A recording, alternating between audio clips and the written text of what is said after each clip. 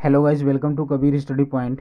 तो आज का जो हमारा सेशन होने वाला है, इसमें हम देखेंगे कि ट्रिग्नोमेट्री का एक इम्पॉर्टेंट क्वेश्चंस जो कि ज़्यादातर एग्जाम में पूछे जाते हैं। तो इस तरह के क्वेश्चंस क्या हैं और वो एग्ज़ाम में किस तरीके से पूछे जाते हैं, तो हम देख लेते हैं। जैसा कि यहाँ पे हमारा सिंपली हमने कुछ इंपॉर्टेंट पॉइंट्स लिया होगा। आई होप ये आपको पता है, यानी कि याद होगा। अगर नहीं याद है तो इनका दोबारा रिवीजन कर लेते हैं कि क्या है। जैसे कि साइन बराबर क्या होता है, पी ओवर एच, यानी परपेंडिकुलर ओवर हाइपोटनियस, है ना। परपेंडिकुलर जिसे हम लंब कहते हैं और हाइपोटनियस यानी कि कर्ड कहते हैं।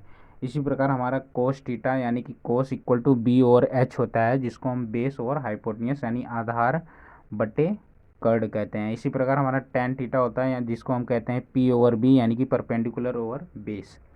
तो आई होप ये बातें आपको पता होंगी, है ना। तो आज का हमारा जो इम्पोर्टेंट क्वेश्चन है उसको देख लेते हैं, जो कि मोस्टली एग्जाम में पूछे जाते हैं। वो क्या है कि साइन थीटा बराबर 3/5 यानी 3/5 साइन थीटा, यहाँ पर 3/5 दिया हुआ है। और हमें क्या बोला गया है कि फाइंड ऑल ट्रिग्नोमेट्रिक रेशो, यानी कि सभी ट्रिग्नोमेट्रिक रेशो को हमें ज्ञात करना है। तो इसको हम आज ज्ञात करेंगे इस वाले सेशन में, ठीक है ना। किस तरीके से इसे हम, यानी कि सभी ट्रिग्नोमेट्रिक रेशो को कोस, टेन, कोसेक, सेक और कोट जो हमारे होते हैं, उनको हम उनके वैल्यूज़ को किस प्रकार से इसके मेथड से निकाल सकते हैं। तो आई होप ये बातें आपको समझ में आ रही होंगी। तो यहाँ पर जैसे कि साइन थीटा बराबर 3/5 दिया हुआ है, तो यहाँ पर हमारा एक राइट एंगल ट्रायंगल है, जहाँ पर बी एक परपेंडिकुलर है और ए जो है हमारा थीटा दिया हुआ है, यानी कि कोई थीटा एक एंगल दिया हुआ है। जहाँ पर हम देखेंगे कि हमारा जो कर्ड है यानी कि हाइपोटनियस है वो 5 दिया हुआ है। इसी प्रकार जो हमारा लंब है वो 3 दिया हुआ है ना। तो हमारा बेस क्या होगा, बेस हमें निकालना है। तो बेस को निकालने के लिए, जैसा कि हमें आसानी से पता है कि हमें किस तरीके से बेस को निकालना है, वो हम देख लेते हैं यहाँ पर।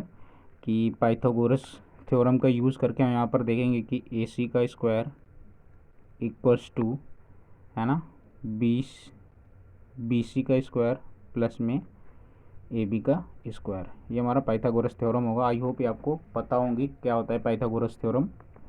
तो इसी प्रकार हम यहाँ पर देखेंगे कि जो हमारे पाइथागोरस थ्योरम में, यानी कि जो हमारी वैल्यू दी हुई हो, भुजा की जो वैल्यू दी हुई हो उनको पुट कर लेंगे। तो यहाँ पर ए सी का स्क्वायर दिया हुआ है, यानी ए सी बराबर हमें दिया हुआ है कितना, 5। तो यहाँ पर हम 5, तो यहाँ पर ए सी का स्क्वायर यानी कि 5 का स्क्वायर हम कर लेंगे, ठीक है। इसी प्रकार हमारा जो बी सी का स्क्वायर है यानी कि 3 का स्क्वायर दिया हुआ है, 3 का स्क्वायर कर लेंगे, प्लस का ए बी का स्क्वायर, ये हमें नहीं पता है तो इसको एज इट इज़ यानी कि सेम रखेंगे। तो हम इसको सॉल्व कर लेते हैं बहुत ही आसान तरीके से। यानी कैसे हमें सॉल्व करना है इसको, ये देखते हैं। तो यहाँ पर देखेंगे 5 यानी 5 का स्क्वायर कितना हो जाएगा, 25 इक्वल्स टू ये 3 का स्क्वायर यानी कि 9, प्लस में ए बी का स्क्वायर, प्लस में ए बी का स्क्वायर यानी कि एज इट इज इसको रखेंगे। इसके बाद हमें क्या करना है, यहाँ से हम अपने मतलब कि 9 को लेफ्ट हैंड साइड लेके आएंगे। तो यहाँ पर हम देखेंगे क्या, 25 minus 9 equals to A B का स्क्वायर, है ना। तो यहाँ से हम देखेंगे ध्यान से कि 16 इक्वल्स टू ए बी का स्क्वायर। तो जब स्क्वायर को हम अपने लेफ्ट हैंड साइड भेजेंगे तो यहाँ पर क्या हो जाएगा हमारा 4 का स्क्वायर, है ना, 4 का स्क्वायर।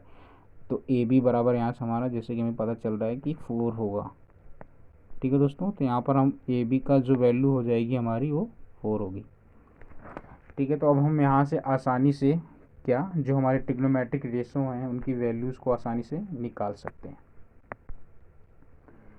ठीक है। तो यहाँ पर हम दूसरे वाले पेज पे चलते हैं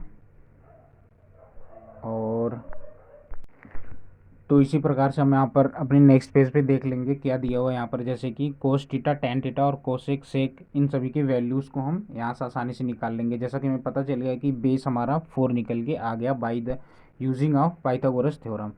तो अब इसके माध्यम से हम कोस थीटा और tan theta, cosec theta, sec theta, जितने हमारे ट्रिग्नोमेट्रिक रेशो बचे हुए हैं उनके हम वैल्यूज़ को आसानी से अब निकाल सकते हैं, जैसा कि आपको पता होगा, है ना। तो यहाँ पर हम देख लेते हैं कोस थीटा यानी बी ओवर एच, है ना। कोस थीटा बराबर क्या होता है, बी बेस ओवर हाइपोटनियस। तो यहाँ से हमारा बेस दिया हुआ है 4, बेस हमारा 4 है। इसके बाद हाइपोटनियस यानी कि 5, तो 4/5 यहाँ पर कोस थीटा आ जाएगा। इसी प्रकार हमारा tan थीटा बराबर P/B है, यानी कि परपेंडिकुलर ओवर बेस, तो यहाँ पर 3/4 हो जाएगा। ठीक है फ्रेंड्स, आई होप ये बातें आपको समझ में आ रही होंगी बहुत ही आसान तरीके से। तो इसी प्रकार हमारा कोसेक थीटा यानी H/P यानी साइन का उल्टा है ना, तो H/P हमारा क्या हो जाएगा यहाँ पर 5/3। इसी प्रकार हम देखेंगे सेक थीटा क्या होता है H/B यानी हाइपोटेन्यूस ओवर बेस, तो हाइपोटेन्यूस कितना दिया हुआ हमारा 5/बेस कितना है 4। ठीक है दोस्तों, तो इसी प्रकार हम देखेंगे यहाँ पर कि हमारे सारे रेशो जो कि कोस, टेन, कोसेक एंड सेक है ना, और हमें जैसा कि पता है कि साइन बराबर कितना दिया हुआ था 3/5। तो इसी प्रकार हमारा एक रेशो और बच रहा है, वो क्या है कि कोट थीटा बराबर कितना होगा, है ना। तो यहाँ से हम देख लेंगे कि कोट थीटा बराबर कितना होता है, कोट थीटा यानी कि टेन का अपोजिट। तो यहाँ पर हम देख लेंगे B/P, तो यहाँ से जो हमारा कोट थीटा होगा वो कितना हो जाएगा 4/3। ठीक है फ्रेंड्स, आई होप ये बातें आपको समझ में आई होंगी और अच्छी तरीके से क्लियर हुआ होगा। अगर ये बातें समझ में नहीं आई होंगी, तो क्वेश्चन समझ में नहीं आया है, तो कृपया करके हमारे जो पिछली वीडियो उनको ज़रूर देखें, आपको ये ईजिली समझ में आ जाएगा, है ना। ये काफ़ी इंपॉर्टेंट होते हैं, इस तरह के क्वेश्चंस एग्ज़ाम में पूछे ही जाते हैं कि ट्रिग्नोमेट्री के सभी रेशो को कैसे फाइंड आउट किया जाता है। जब भी हमें किसी भी दो ट्रायंगल की दो भुजाओं का माप दिया हुआ हो, तो तीसरी भुजा को हम पाइथागोरस थ्योरम यूज़ करके कैसे हम ट्रिग्नोमेट्री की सभी रेशो को फाइंड आउट करते हैं। आई होप ये बातें आपको समझ में आई होंगी, और अगर आई हैं तो लाइक करिए और वीडियो को अपने फ्रेंड जोन में ज़रूर शेयर करें, और मिलते हैं नेक्स्ट सेशन में। तब तक के लिए थैंक्स फॉर वॉचिंग, धन्यवाद।